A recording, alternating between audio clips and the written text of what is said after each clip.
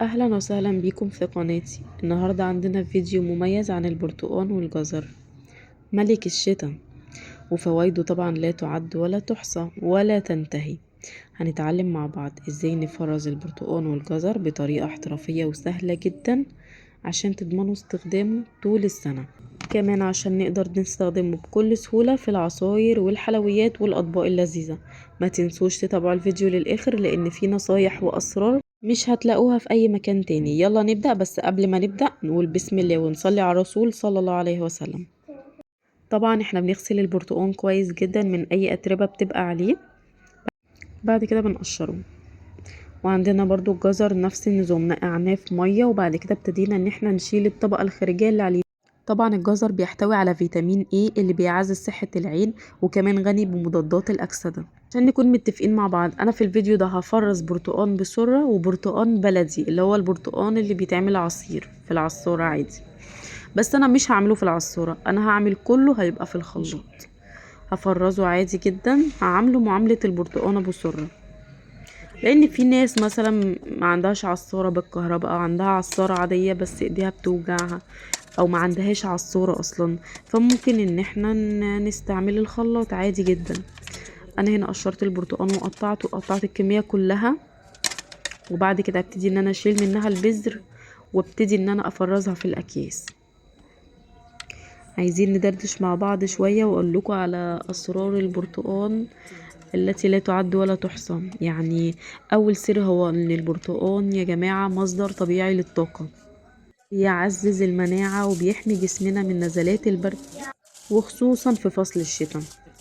تاني سر اللي احنا بقى وانا اتفاجئت بجد بالسر ده، ان لو حد عنده زرع وعايز يديله سماد، القشر البرتقال هو بجد رهيب، نقدر ان احنا نستعمله كسماد طبيعي للزرع عشان يغذي النباتات. بصوا بقى، انا هنا في التفريز كل كيس بحط على حسب الكمية او على حسب احتياجي اليومي، وكمان كمية الجزر اللي بحطها ما بحبش اكترها، لان بحس ان الجزر بيغير لي من طعم البرتقال. انا عايزاه بس يدي تسكيرة للبرتقال مش اكتر، مش عايزة طعمه يبقى ظاهر. وفي ناس بتسلق الجزر، انا مش من الناس دي خالص، ما بحبش. بحس ان الخضار لما في خضار ماشي تمام ان احنا نسلقه او ان احنا نعرضه للحرارة عشان يتفرز، بس الجزر او الحاجات دي بحب ان هي تبقى فريش طبيعية من غير اي افتكاسات، ودي طريقتي كل سنة انا ما بغيرهاش. طب في ناس تانية هتقول طب انتي هتضربيه بالجزر.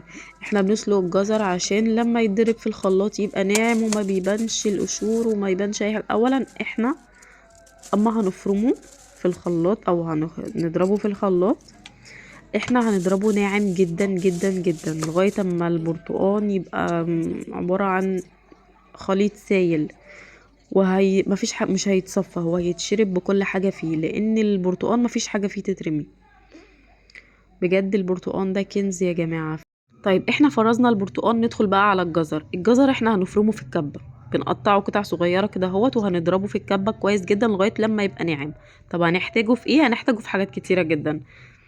هنحتاجه في تتبيلة فراخ، هنحتاجه في تتبيلة سمك، هنحتاجه في عصاج لو احنا بنعصج لحمة مفرومة، هنحتاجه في شاورما فراخ او لحمة، هنحتاجه في كفتة الفراخ، بيبقى طعمها جامد لما تحطي عليها شوية جزر، بتودي الكفتة في حتة تانية خالص. احنا هنحتاجه في كذا حاجة، فاحنا جهزناه، فرمناه كويس جدا لغاية ما خليناه ناعم، وهنبتدي ان احنا نفرزه ونحطه في قلب الكيس. بس اهم حاجة الكيس نبططه نخليه رقيق جدا، بحيث ان احنا لما نعوز مثلا ناخد جزء ما يبقاش صعب علينا، لا يبقى سهل علينا، وممكن نكسر حتة كده بسيطة على قد الاكلة اللي احنا عاملينها، وتبقى الموضوع سهل وبسيط. وبس كده، هي دي كانت كل اسراري عن البرتقال والجزر اللي حبيت اشاركها معاكم النهارده. اتمنى تكونوا استفدتوا واستمتعتوا. لو عندكم اي افكار او نصايح اضافيه عن البرتقال يا ريت تشاركوني في التعليقات، وما تنسوش تدعموني باللايك وتشتركوا في القناه وتفعلوا جرس التنبيهات عشان يوصل لكم كل جديد. واشوفكم في الفيديو الجاي في حفظ الله.